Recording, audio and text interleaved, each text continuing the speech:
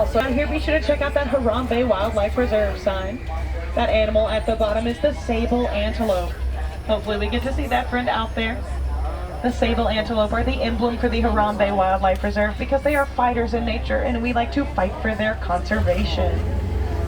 Hopefully we learn a lot about conservation out there. That is Harambe's main message after all.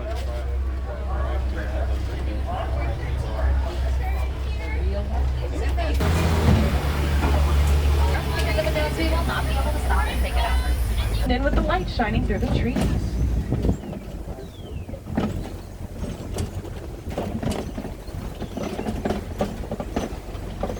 The females of that species, so the main way to tell the difference between them is by the darkness of their coat.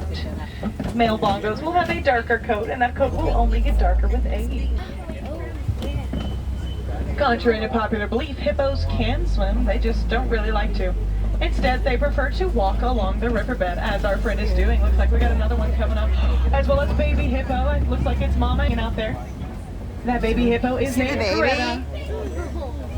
Oh, look at that. Looks like Greta, go ahead up there. Oh, awesome. Hi, Hippos can open their mouths up to 4 feet wide, and those incisors inside of their mouths so can grow to be cool. around 18 inches long.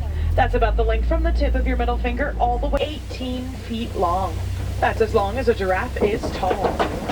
Out season. All those holes and scrapes you see in the trunk of the bird to grow something called a dewlap, which is that little piece of skin just below their jawline.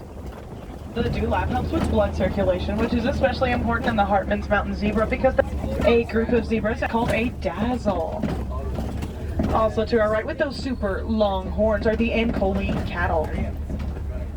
The Ankole cattle are also known as the Watusi cattle because of the Watusi tribe in Africa that first domesticated them. The Maasai giraffe because of that messy spotted pattern. Easy to remember that way.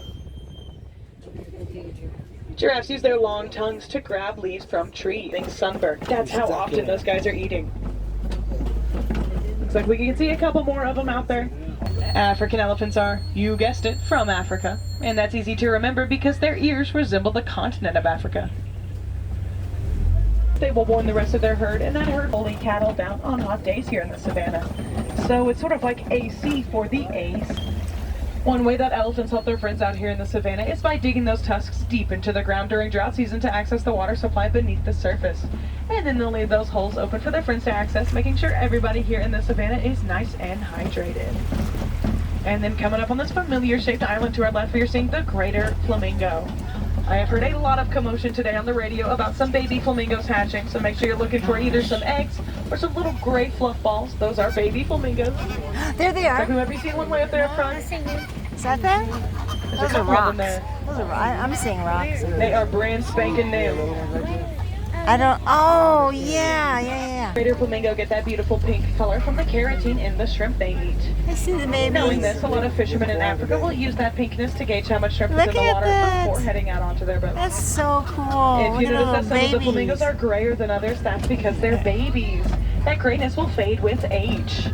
We as rhinos love to roll around in mud pits because it creates a layer between the sun and their skin, keeps insects away, and it's fun. White rhinos are very social creatures, so you'll usually see them traveling in a group. A group of rhinos is known as a crash. That's because rhinos do not have the best eyesight, so they tend to crash into things quite a bit. However, where a rhino lacks in eyesight, it makes up for in hearing. A rhino's hearing is impeccable. The white rhino gets its name from the Afrikaans word "weit," which was actually mistranslated. It means wide instead of white, referring to the wideness of those mouths, which they use to plow for grass here in the savannah. The elevation of copies because they can watch over their entire pride from the top. Male lions have a mane that acts as a protective helmet while he stays back and protects the pride. Yeah, there they are.